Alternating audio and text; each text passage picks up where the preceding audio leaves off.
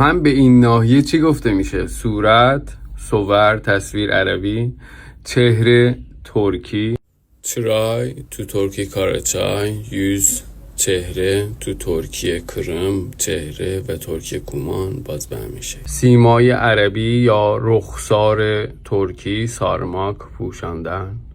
کدومش؟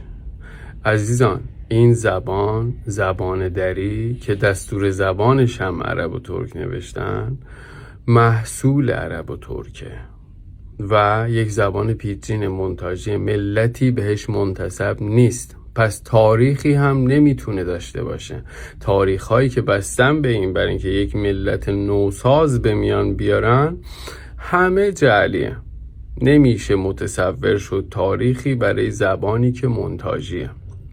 پس این ذهنشویی ها همه وقتی تاریخ داریم تعریف میکنیم به خاطر اینه که آگاه بشیم، برگردیم به سمتی که این منطقه میتونه دوباره با اون شکل جون بگیره. هدف بررسی تاریخ اینه برای اینکه این ذهنیتی که القا شد از طرف اشغالگر زدوده بشه و بریم به اون سمت که قبلا تونستیم در اون مدل قوی باشیم.